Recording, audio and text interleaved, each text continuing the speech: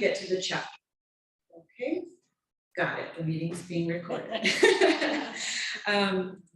And so that's how you find us. And if you go to our old URL, you're not going to get to us, you're going to get an error message. I'm trying to make these controls disappear, and they keep reappearing. Okay, so our website, when you access it through the state's website, this is what our opening page looks like here. And our new direct URL is npsot.org/chapters/San-Antonio, if you want to get there directly. Okay, we got all these things popping up on the screen. Sorry about that, I don't know how to stop it. All right. We're really happy to announce tonight that we have the Ewers Earth Care Education Fund. We are establishing this. And so many of you knew Donald Ewers. He was very active in the Native Plant Society. He was very active in the Alamo Area Master Naturalist. He was a friend to many of us, a mentor to many of us, and he passed away in August of 2019. And at that time, we collected donations in his name, and with the intent of using them for something that would be associated with education in his honor.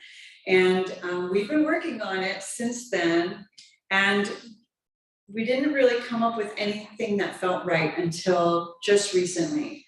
And so the Ewers Earth Care Education Fund is being established. It is for education, educational programming at the Headwaters Sanctuary. And the Headwaters Sanctuary was a place that was very near and dear to Donald's heart. He spent a lot of time on that land, learning about it, teaching about it, helping to protect it, helping to restore it. And so we're very lucky to be able to establish this fund with the Headwaters Sanctuary in his honor. And so it's going to help support educational programming in the Headwaters Sanctuary. And I did want to mention that we raised $1,300 back in 2019. Our chapter added $200 more, bringing it to $1,500. And Lorraine Ewers, who is here tonight, generously matched that. And so the fund is being seated at $3,000. It's going to do a lot towards educational programming at the Headwaters Sanctuary. So I want to thank Lorraine, the entire Ewers family. I understand that Donald's brother was going to join us on Zoom here tonight. So thank you for joining us there. Joan worked very closely with Pam Ball at the Headwaters Sanctuary, and they worked with their board of directors. And so there were a lot of people. So thanks to everybody that donated, everybody that helped us try to find the right fit. And we all feel like this is really the perfect fit in honor of Donald. So let's just.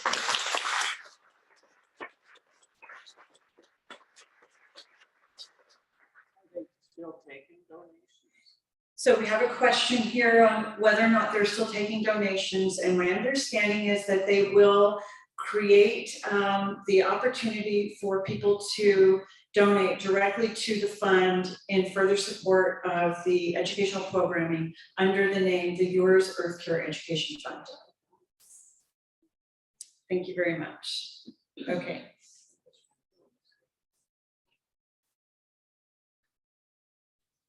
All right, so on Sunday, we had a really great volunteer event here at the park. We were able to, many of the volunteers are in the audience right now. Our speaker tonight was one of those volunteers.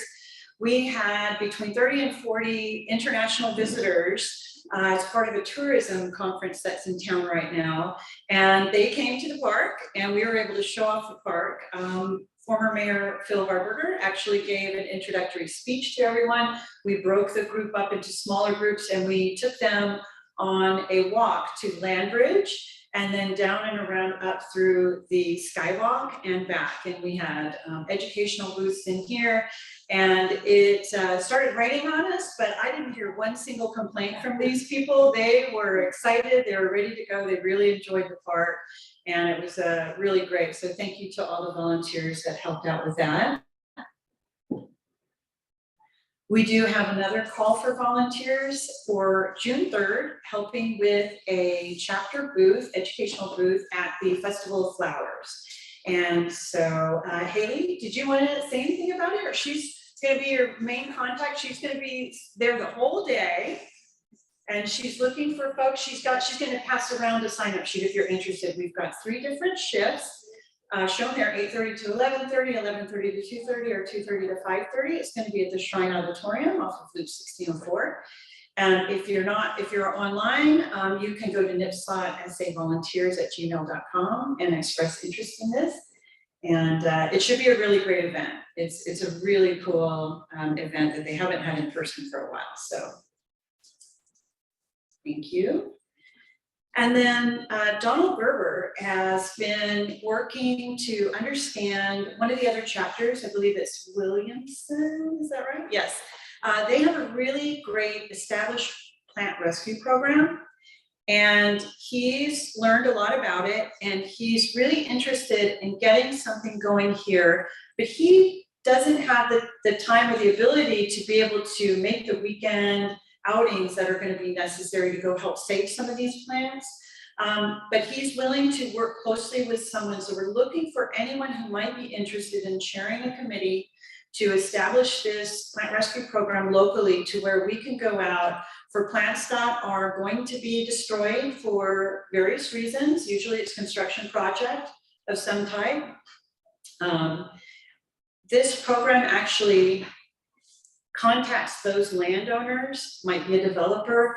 It gives them assurances that they won't be liable for any problems that happen. Actually, the state NPSOT organization will take on that responsibility. It also gives the landowners assurances that they won't have photographs taken without their permission of their property or things like that. So it's really a great program that we would love to mimic here. We just need a volunteer who's interested in leading this committee. So if you're that person, please contact us at npsot.sanantonio@gmail.com. We've got a walk coming up for a 4th Saturday Nature Walk. It's June 24th from 8 to 10 a.m. You'll be meeting here at the Urban Ecology Center, and it's going to be led by Joan Miller, who's here tonight, and Drake White, who's the owner of the Nectar Bar, our first native plant nursery that opened up recently. It's going to be a really good one. They're going to be talking about and showing you plants that work well in local landscapes. Our next chapter meeting is June 27th, and it's going to be on the butterflies of Bear County. And it is Zachary. I've not heard his last name, so I'm very hesitant to say it. Tonjatich. Thank you, Pat. Thank you so much, Patsy. Okay, I hope I said that close. It should be really great.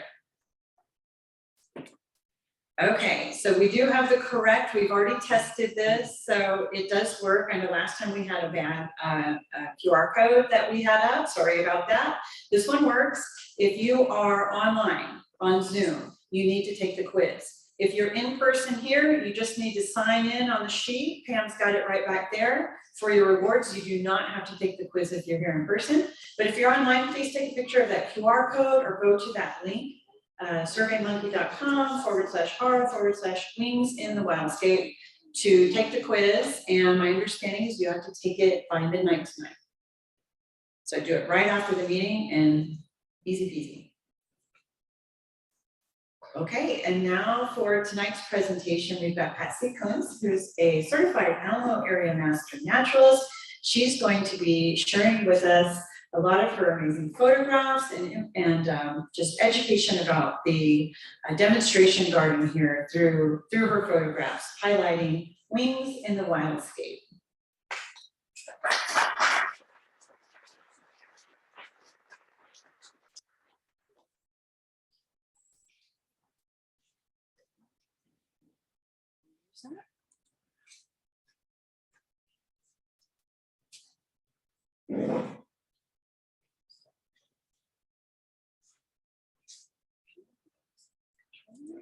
One moment.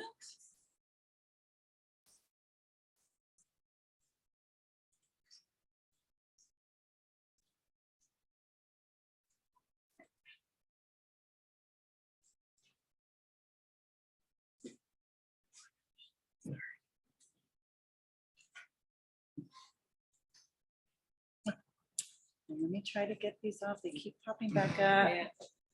That down there. Okay, you're good. Thank you. Thank you. Thank you.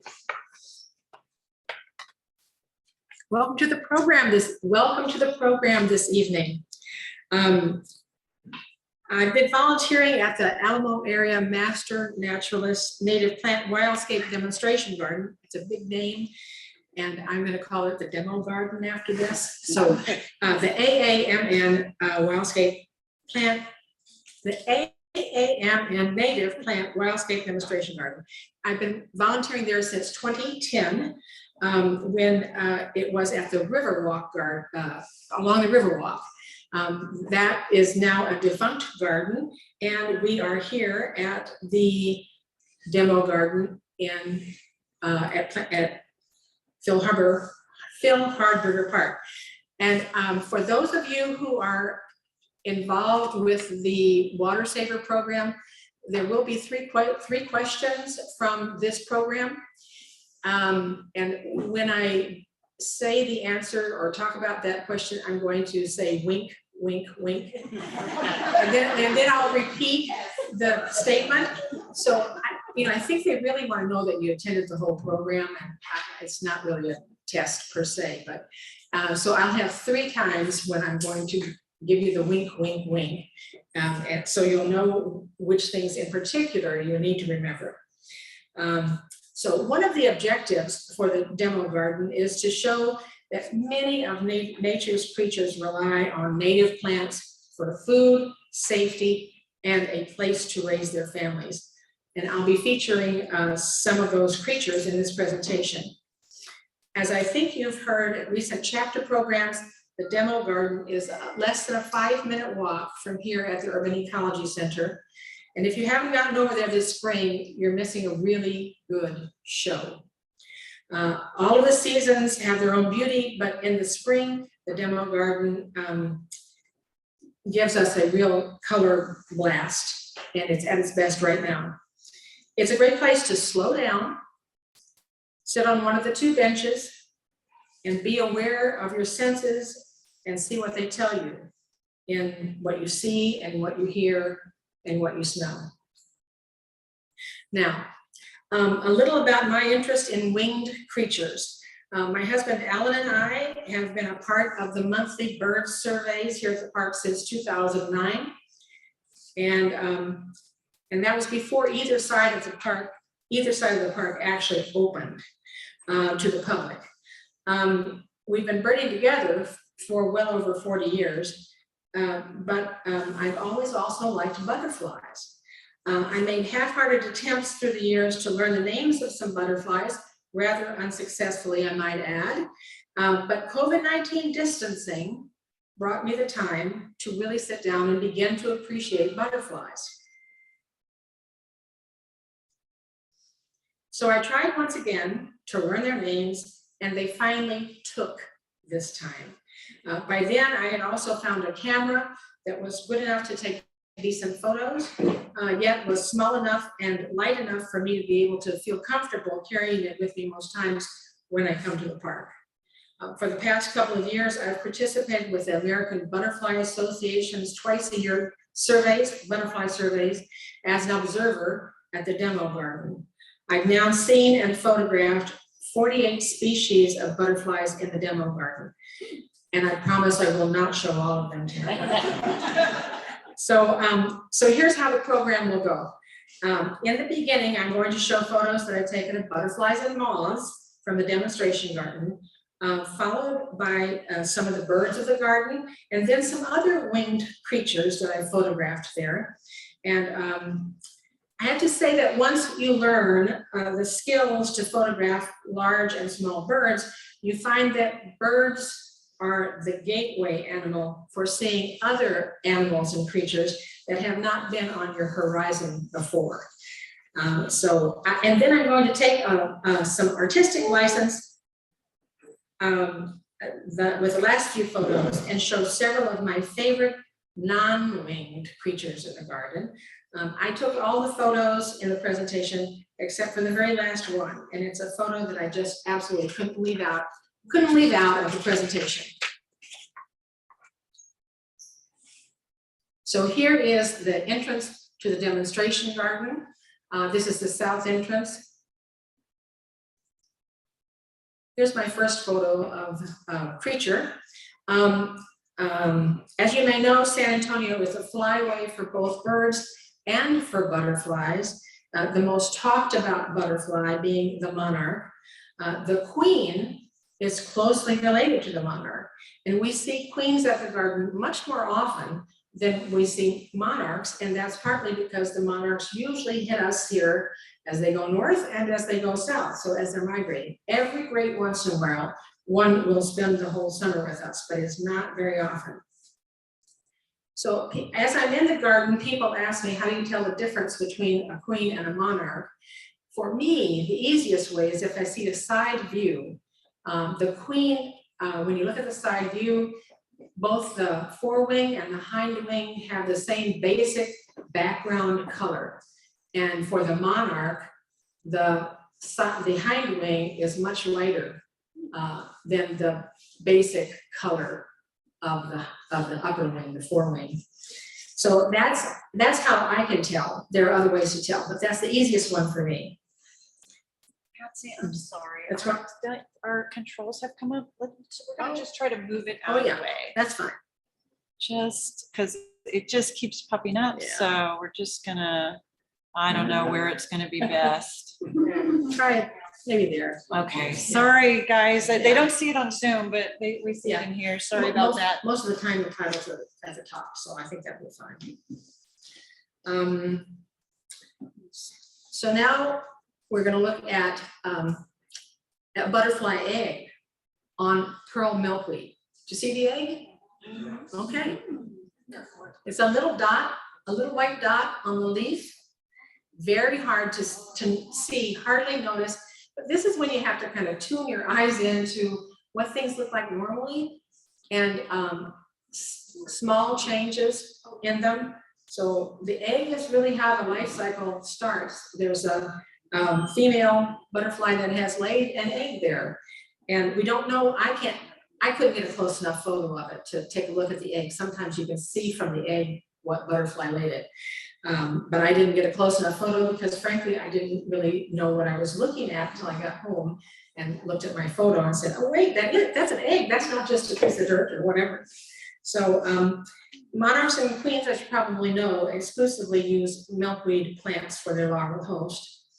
And the next slide is the next part of the life cycle. That egg hatches and a little caterpillar comes out. And the queen butterfly caterpillars and the monarch butterfly caterpillars look a lot alike. However, there is one difference. You see those black, I think they're called tubercles, the appendage or the offshoots there on the back of the caterpillar. This one has 3 sets of those, and that makes it a queen. A monarch looks almost exactly the same, but there are only 2 sets at the head and the tail. There's not a set of those in the middle. So that's a quick giveaway as to whether that's a queen or a monarch. And bearded swallowwort is a form of milkweed, so that baby is in the right place. So the next stage of the butterfly's life cycle is the chrysalis, and I don't have a photo of that here. I do have a photo of one, however, it was eaten into and the baby didn't make it, so I didn't really want to show that one. And then the male and the female butterflies mate and the life cycle starts anew. At the garden, we try to plant for the babies, among other things, we plant for the babies. And a good example of that is that we not only provide nectar for the adult butterflies, but we also try to have good numbers of their larval host plants. The Butterfly Learning Center is all about that sort of thing here at Hardberger Park. But the demo garden demonstrates for all kinds of animals how the relationship exists. We do have 5 different milkweed plants: the climbing milkweed, pearl milkweed, as you've seen so far, then the bearded swallowwort there. We also have antelope horns milkweed and Zyzotes milkweed. Okay. American snouts. I caught some that were they were conducting mating behavior. And I have to say that they must do that a lot, because in the fall, if you'll remember, we see hundreds of thousands, some years, of snouts coming through San Antonio. This American snout's larval host is the sugar hackberry. This is a checkered white. This is one of the very few mostly white butterflies in our area. And the other ones are the cabbage white, which is seen over most of the United States, and the great southern white, which is seen here sometimes, but it's usually. Whoops, I was, I'm so sorry. Actually, I was fiddling with the wrong thing. The great southern white is more often seen at the coast than here. And here are a couple of monarchs that I caught mating in the garden one morning. When animals choose to mate in an area, it's usually a good sign that the area is meeting their needs for life, basically. The common buckeye on frog fruit, the frog fruit plant, as well as the snapdragon vine and firewheel, all of those are the larval host for that butterfly. The juniper hair streak. It's a beautiful little butterfly that shines a bright green when the sun hits it just right. As you might guess, its larval host is the ash juniper that causes the allergy that most of us call cedar fever. Then the marine blue butterfly. I can always remember this butterfly's name because the curvy striping on it reminds me of waves in the ocean.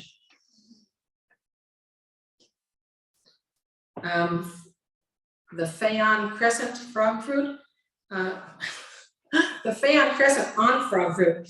I love the frog fruit, and I think most people don't have any idea what a great plant it is for butterflies, especially the small ones. Sometimes I've seen so many people just walk by the frog fruit and don't stop. But if you look at the little things, it is alive with butterflies sometimes. The Vesta crescent, the first time I saw one of these in the demo garden was last year. And each time I've seen it in the demo garden, it has been nectaring on Zexminia. I'm sure it nectars elsewhere, but it loves our Zexminia. The dainty sulfur. This butterfly is about the size of my thumbnail. It is a very small butterfly. In flight, its color is sort of a pale greenish yellow. But I kind of like, if you can see from where you're sitting, I love, you can see the bug eyes of this guy. It's a real detailed view of its face. The white striped longtail.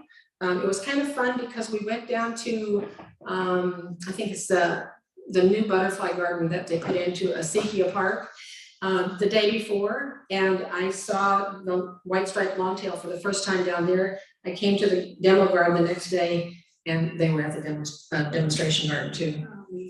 American lady on Greg's mistflower. Greg's mistflower, you probably have heard this before, but Greg's mistflower is kind of the butterfly crack. They really like it. They can't not nectar there. So you'll be seeing a lot of plants, a lot of butterflies on that plant. The American lady and the painted lady are the two ladies that we have here, and they're a little hard to tell apart. However, here's the painted lady, and I want you to look at kind of the hind wing, and look at the eyes that are on the hind wing. They're kind of small. The markings that look like eyes, they're kind of small. And the American lady, if this is showing you their big eyes, this is on Mealy Blue Sage. And also the American lady not only has the big eyes, but also they have a dot in the orangey part of the forewing.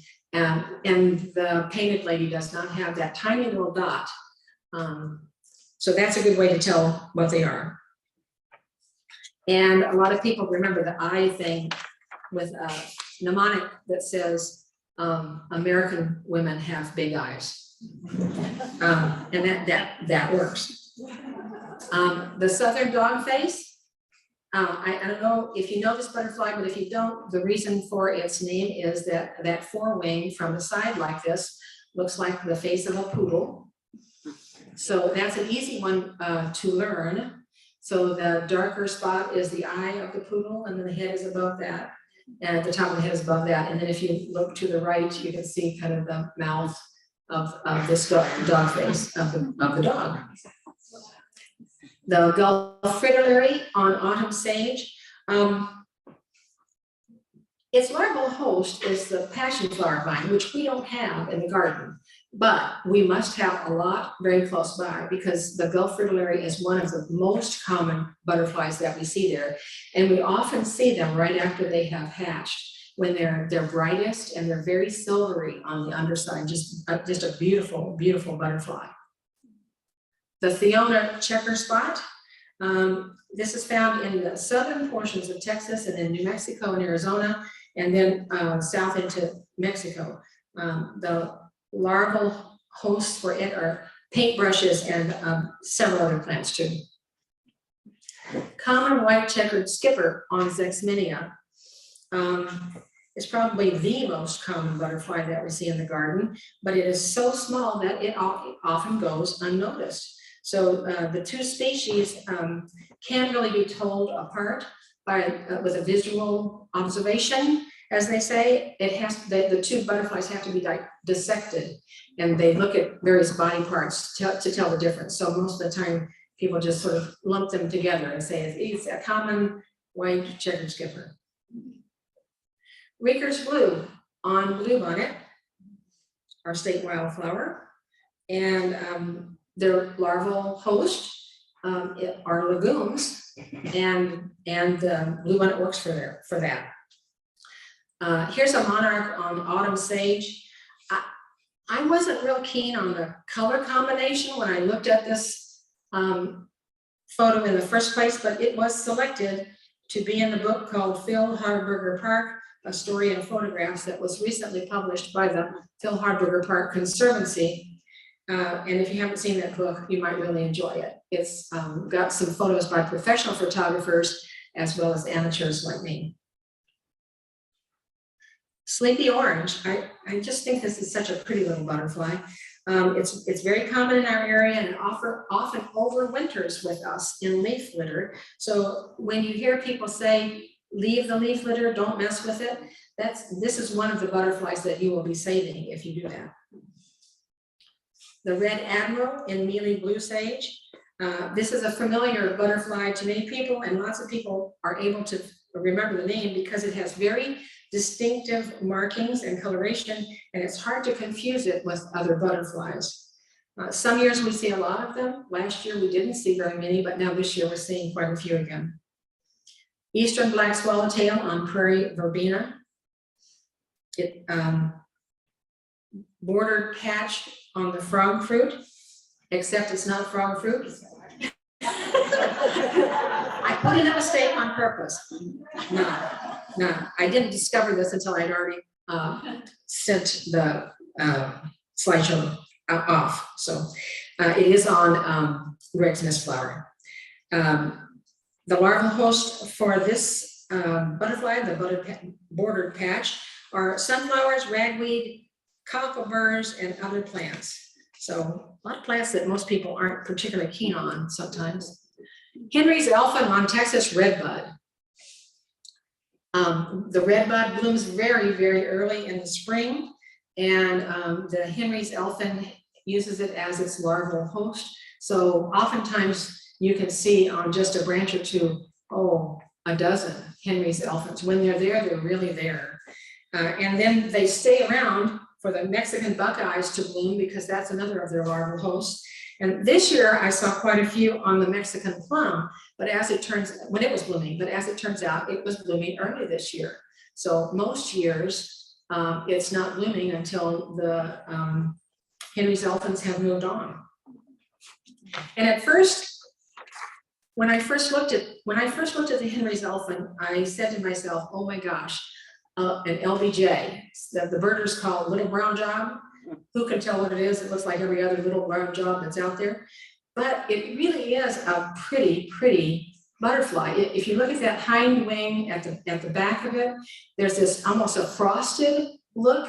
It's very pretty. And then it also has some detailing on the wing. There's white kind of in the middle of the wing, and there's a little white kind of down where the wing meets the plant below. You can't see that one very well in this photo. Gray hair streak, very common over there, and you see it on many different plants. The Texan crescent. This is kind of a favorite of mine this year. I'd never seen it before this year, and all of a sudden they were all over everywhere. This is on Flamacanthus, and that's the right place for it, because that's one of its larval hosts. The Flamacanthus is also the larval host for crimson patch, the elado checker spot, and then, as I say, the Texan crescent, and you might want to remember that it is the larval host for the Texas crescent, just saying. Wink, wink, wink, okay? All right. So the tawny emperor is on a white blossom of the autumn sage, and I have heard people say that the white flowers are usually ignored by the pollinators, but I do see butterflies occasionally on white flowers, like this tawny emperor. We've got to remember too that moths, many moths, more than half of the moths, nectar at night. So they might be nectaring on the white flowers, and we just don't see them because we're not out there to see them. And as you think about it, in a dim light, a white flower like that would really shine brightly. So the autumn sage is actually the larval host for two different sphinx moths. The Istar, I-S-T-A-R, I have never heard anybody say it, so it's Istar or Istar. And then there's a sage moth for whom it is the larval host. And I just started seeing tawny emperors. There are more this year than there were last year. And this is a side view, and it's on a mountain laurel bean pod. There are also a couple of scarab bugs in this photo too. And I don't actually know what it was doing there, except I could, if you have a chance to blow this up even more, you can see that there's fluid on that proboscis. And I think maybe this was before it started raining heavily. And I think maybe there was a little smidgen of water in the fold on the bean. Not sure. The orange beggar moth. And this is on shrubby boneset. Last fall, our shrubby boneset blossomed more prolifically than ever before. And at one time I walked over there, and between the moths and the butterflies, and we're talking about a 3 foot by 3 foot plant right now, or at that time. There were 12 different species of butterflies and moths nectaring in that small space, pushing each other around for getting space. Time on those blossoms. I love the soft salmon color on this moth, and I noticed it first last fall right there, and now I've noticed it a couple of times this spring already. So here's another moth, the Gracile pepita moth on Greg's mist flower. It made the rounds. It went to a number of plants that were blooming. The rock rose seemed to be a favorite for it too. I think it's a really pretty moth. You kind of, in reality, when with it in person, you almost see through those wings. The wings are almost transparent, and they have this little golden brown, what I call a bumper at the leading edge of the forewing that you can notice. Some of these moths are just beautiful. The Ailanthus webworm moth, I thought this moth was a beetle of some kind when I first saw it, and came home and researched it. Wasn't a beetle. It was an Ailanthus webworm moth. And here's a wasp moth, Texas wasp moth. It is not a wasp, it is a moth. And you'd never know it. Its wings are a little bit longer than most of the wasps that you would see. And also there's kind of a little leaf-like appendage or part of the leg. You can't see it very well in this photo, but it has like little flappers or something. It's unusual in that way. Real moths don't have that. The white-lined sphinx moth in autumn sage, it flies at night most often, but it also shows up during the daytime too. And it is probably the sphinx moth that we see most often in the demo garden. It's the larval host for that butterfly is the native 4 o'clock vine that usually opens in the evening and then closes in the morning. The Hawaiian beet webworm moth, I don't think it has anything to do with Hawaii, but it does have something to do with beets. It often eats crop plants such as spinach and beets, cotton, maize, and soybean. And it's found mainly in the tropics. It isn't commonly seen in the northern climes. Here's the Genesta broom moth caterpillars. We just got into these last week at the garden. Haley Giambalvo said, hey, did you see the Genesta caterpillars over on the Texas bluebonnet? So I came over with my camera and she was taking pictures and I was taking pictures. You see two there, there were three, at least three there close by. And it turns out that the younger caterpillars, the first or second instars, kind of hang around in groups of 2 or 3 or 4. And then when they get as old as the one on the right is, they go around solo, which I hadn't really thought about, but as I think about it, it makes sense. The younger ones are so little that they don't eat much of the plant material, but by the time they get to be the size of the one on the right there, later instar, you know, their life is all about eating, and so they need to keep as much of the plant material around as they can have. So I say hitchhiked from the Texas mountain laurel because my husband Alan was helping in the garden last week, and he said, hey, come over and look at this. And as it turns out, he had been working over by the Texas mountain laurel, and this caterpillar had hitchhiked over with him, and he put it on the bench. So it was actually at 2 of its larval hosts last Thursday. The salt, let me go to the next one, salt marsh moth caterpillar. Salt marsh moth is very hard for me to say. I have to think about it hard. But it was on the Texas bluebonnet, and frankly, I don't know why it was on the bluebonnet. They eat crops such as corn and apples and potatoes, none of which we have in the demo garden. But I have to say it made for a really good photo op. So you got it. Now switching to birds. Eastern phoebes are very common in the garden. They hang around on our fence and in the trees nearby, and they look for tasty insects. And we do have a number of flycatchers in the area, but one of the things about this flycatcher that's very distinctive, and you might want to listen up, is that it bobs its tail. And some people call it wagging its tail, but I call it bobbing its tail. And that is a good way to determine that you're probably looking at an eastern phoebe rather than some other flycatcher, because it bobs its tail. And I forgot to say wink, wink, wink, okay? All right. Greater roadrunner with a lizard in its mouth. This was really fun. I got over to the garden pretty early one day, and this guy was wooing his lady friend. He had already caught a lizard I don't know what kind of lizard it is, but it was lunch. And he was showing his lady friend that indeed he could provide for the family if only she'd be his mate. So that was kind of fun. Red-shouldered hawk up on the cypress posts that hold our gates together. It was looking for breakfast, and we do provide a lot of tasty snacks in the garden. We also have Cooper's hawks in the area. I've never seen them take a lizard, but they do eat the very small birds. And I know everybody has to eat, but it's not my favorite thing to watch and take my small birds. Northern mockingbird eating some of the agarita berries that we have at the garden. They eat all kinds of different berries we have there.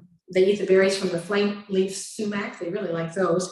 And at our home, they eat the berries on our beautyberry plants. So they're big berry eaters. The northern cardinal on a nest in the rough leaf dogwood. You see it? Kind of. So there's close to, you can see the beak right here, the orange of the beak, and the eyes right there. But camouflaged to say the least. That was really fun to see. We actually had another one that somebody discovered in a different place. It wasn't in this tree, it was kind of down toward the ground. That worries me when they're down toward the ground because we have other critters that like to take eggs, like raccoons and possums and that sort of thing. So I haven't looked again, but I doubt that the newest one actually was successful. And now I'm going to show a bird that we did not expect ever to see in the garden. And it is a mallard. So we have this duck. Like, where does this duck come from? He was around when we did the monthly bird survey a week ago yesterday. And then he came around. He was very curious about what we were doing, and not tame exactly, but he didn't seem to mind being around people all that much. I named him, I know you're not supposed to do this, but I named a wild animal. I named him Donald, and we did see another mallard, a female, fly by too, and I named her Daisy. So Donald and Daisy are around, and we think that they might have a nest close by. Even though we don't have water close by, they will often take their babies for long walks, marches, to get them from the nest to water. So he was probably hanging around us because we were digging in the soil, and he might have thought we might turn up some protein-rich snack for him, like an earthworm. They will eat those. Black-chinned hummingbird feeding on Flamacanthus. This is either a female or a juvenile. And Flamacanthus is one of our, I think I might have mentioned this, one of our under-recognized plants for pollinators. It is a great hummingbird plant. And the black-chinned hummingbird male feeding on red yucca blossom. So if you want to go over there and take a picture just like this, go early in the morning, the sun will be, and sit on the bench inside the big fence and look at the yucca. And it won't be too long before a hummingbird will show up, and you'll have the light behind you, and you can oftentimes catch this purple on this throat that usually looks black. If the light catches those feathers right, it's a really rich purple. Lesser goldfinch eating seeds. We offer a lot of different seeds for a lot of different seed eaters. Actually, this one, it doesn't look like it, but it was eating Zexminia seeds. There was a Zexminia that came out there. Yeah, you can kind of see the flowers. Spotted towhee, camouflage, and the ash juniper. Now, do you see that one? It's pretty well camouflaged. This is a beak, and the tail goes all the way out to here. He's very well disguised. He's a winter visitor only. He doesn't stick around all year, just comes for the winter. It's a good way to prevent being taken by a predator is to be camouflaged. So that's what he was doing. They usually actually stay down on the ground where you hardly get to see them at all. You'll hear them, you'll know they're rustling around, but you don't get to see them very much. So this was kind of cool to catch this guy. Now here's a loggerhead shrike hidden in the ash juniper. It pays if you're a predator, and this one is, this bird is, it pays to have a good camouflage too, because your prey doesn't know that you're hanging around watching for them. Now we're going to move into some other kinds of winged creatures. American bumblebee and Maximilian sunflower. The western honeybee, which is not native to us, but it has been carried around by human beings for quite a long time.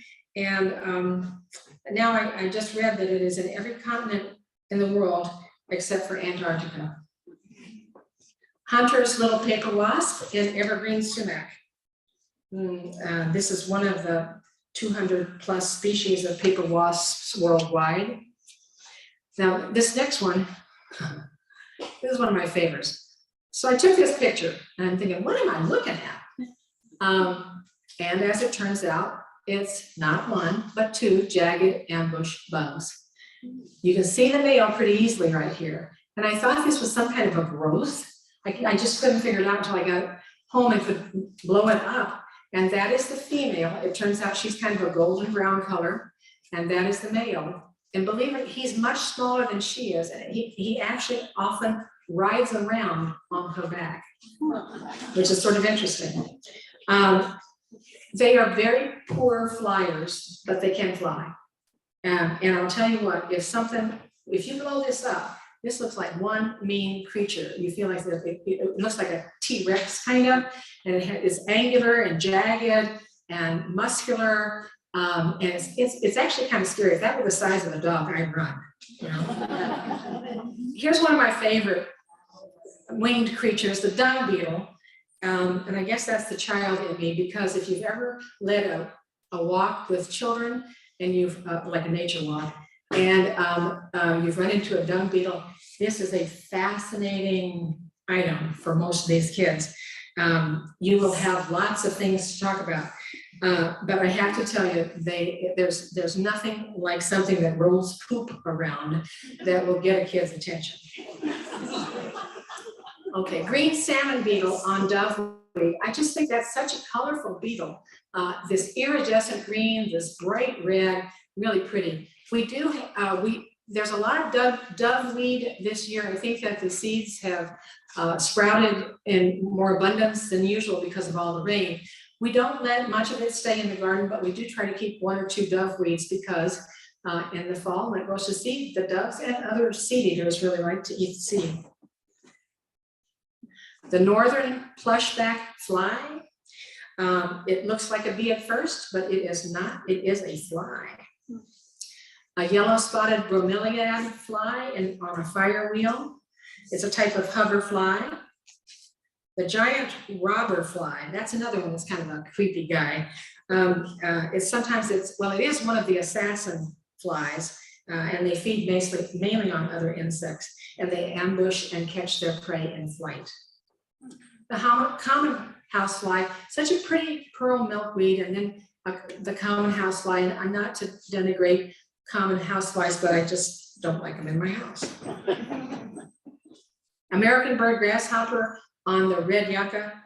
This particular grasshopper does eat crop plants, and it can really decimate a season's crops. A lot of people think it's a locust, but it's not. Then the snakeweed grasshopper, it's on Texas dandelion. This is considered a beneficial grasshopper because it mainly eats plants that have no foraging value for animals, and then its preferred host plants are poisonous to animals. So it eats up the stuff that would hurt the animals. The Texas flower scarabs on thistle. They eat the pollen of several different kinds of flower species, irises, some of the wild rose species, and apparently thistles too. Large milkweed bug. It's a plant specialist, and it does mainly eat on milkweed. The eastern leaf-footed bug, and it's on kind of a dried up American basket flower. And if we get a little moisture in the area, we do get some dragonflies. This is the common white-tailed dragonfly. There was probably some standing water near the garden. And then at that same time, we had a familiar blewit damselfly. Also, when it had been moist, we really won't see many of those unless there's been some rain. So obviously we didn't see many last year. The mountain laurel scarlet myriad. It's plant specific also. And I have to say, this was a really hard photo to take because when I get close enough to take the photo, we ran around to the other side of the stem. And so I tried it once and I was just so frustrated. So I'm thinking, how can I do this? So what I did was I got down really close and I put he ran around that way and I put my other finger over here and tried to hold my camera and take the picture at the same time. He ran around it before he could figure out that I was standing right on top of him. I got that shot, so that was kind of fun. And now I'm to the last few slides. And I've taken some artistic license, as they say, in this presentation of winged photos and put in a few non-winged creatures that live in the demonstration garden because I just think they were fun to add. So here's the first one, the Texas spiny lizard. He was eyeing me. He did not like, he was on a cedar post and he wasn't real keen on my being close. I wasn't really very close to him, but he was checking me out. And last week I saw the longest one I've ever seen in the demo garden. It was 6 or 7 inches long. And most of them that we see are 2 or 3 inches. We'll see babies lots of times, but we do have a couple of raised beds and there's stone around those raised beds. And that is a great place for lizards. Let's see, we've seen 3 or 4 different kinds of lizards. The Texas spiny lizard here, the rose-bellied lizard, the green anole, which a lot of us have in our houses, and then one non-native Mediterranean gecko. This is, we're moving into a few spiders, the spotted orb weaver. It looks in this picture like he's in a free fall, but he really was on a web. And as it turns out, they weave a different web. This particular spider weaves a different web every night, and then it eats it back up again the next morning. So they reuse their webbing material. And this is an American green crab spider on a Texas redbud. I have seen on one side of a branch of the redbud blooming, I've seen a Henry's elfin moth, a butterfly rather, and then on the other side of that same branch, I've seen this green crab spider. I did not get that photo, but I watched it, and in that case, the Henry's elfin got away, but that green crab spider is looking for the right opportunity. And then the yellow garden spider, often called the zigzag spider, and I found out something. It's a big spider, and was weaving its web really close to the south entrance to the garden. And interestingly, this particular spider has an additional claw on each foot to help build this more complex web. And I hadn't known this, sort of like he comes with his own knitting needles or something. I mean, it's really, and he has an extra claw. And then this one is a Gulf Coast toad in a hole in a crushed gravel trail. So I came in one morning and said, what is this, to myself, what is this hole for? It's right out in the middle of the trail where visitors would be coming. And I was afraid somebody would stumble on it or stumble into it, be stumbled by it.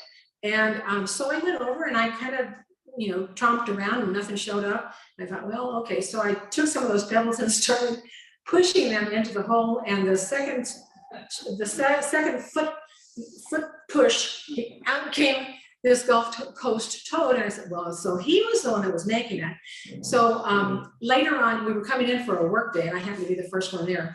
And we waited until several people got there to show them because it was just so remarkable to have this.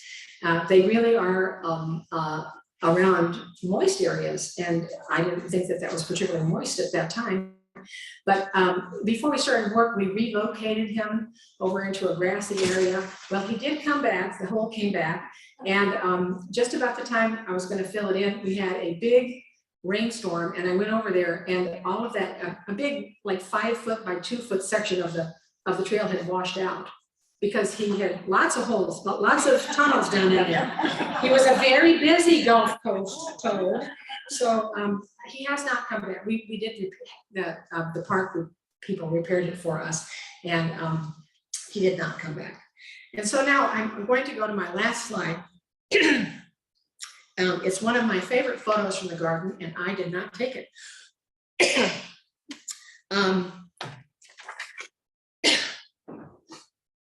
It's a fawn. So as you may know, the does have their babies, and then oftentimes they hide them in a shrub or a bush or someplace where nobody's going to find them, or where they're hard to see. And then they go off and forage or graze and come back in the middle of the day and feed the baby and leave the baby. Well, they must have left the baby really close to the garden because it was able to make its way through this fence that has openings about like this, maybe 3 by 4. And we were a little afraid that this baby would get in there and eat so much that it wouldn't be able to get out. But we saw it a couple of times, and then we did not see it again. So that is my program of slides. And I have a resource page here. These are some of the resources that I use. And if you'd like to take a picture of that, feel free. There are a couple of really neat books there. The two by the couple, the Webbers, they're fairly new books. The butterfly book was out 2 or 3 years ago, and the moth book just came out last year. So if you're interested in plants and how they relate to moths or butterflies in the Central Texas area, those are really good books. They're both available at the library too, if you want to see it before you buy it or just see it. So that is all I have for you this evening, and I'm willing to take questions if there's time for them.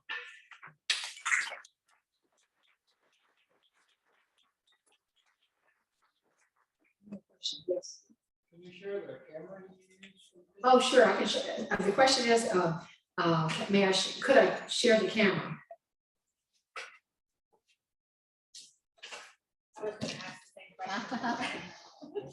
You've got cameras.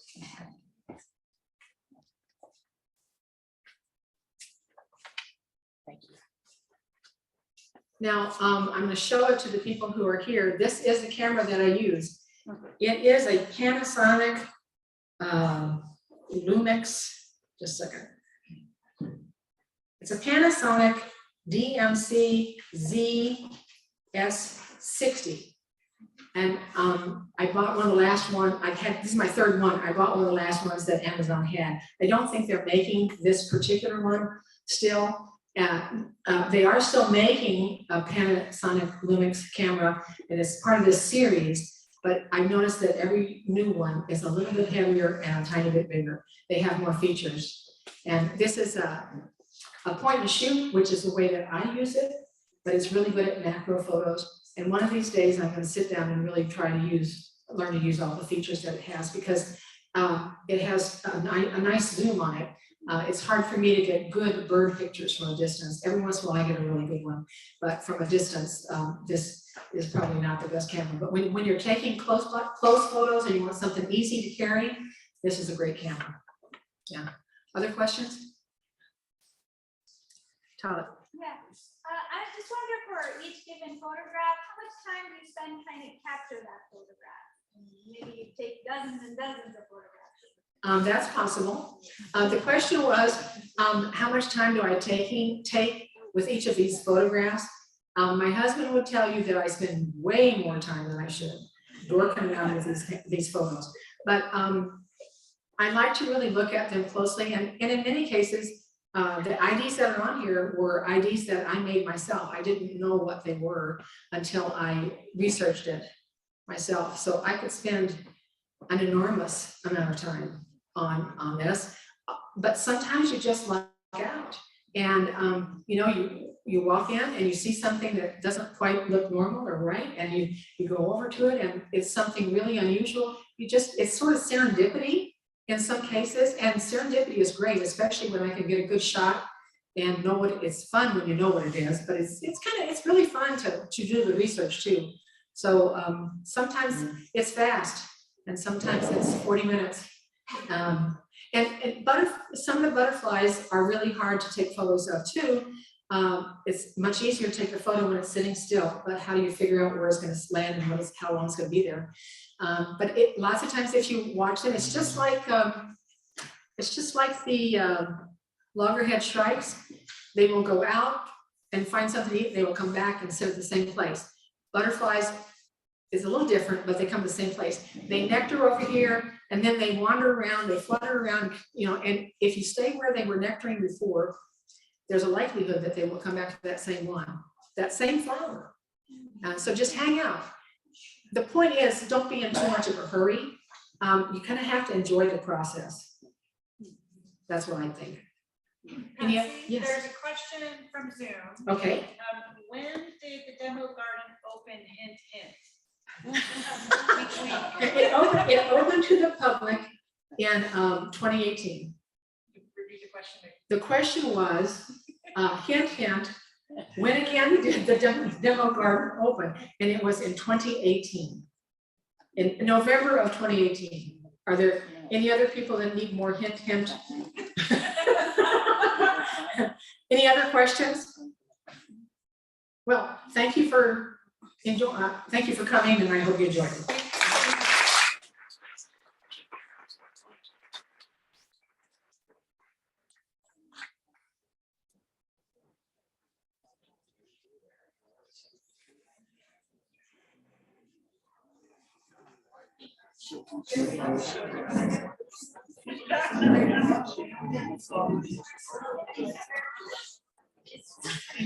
Thanks everybody for coming. Thanks so much, Patsy. And if you're online, don't forget, in your spots, don't forget to take the quiz.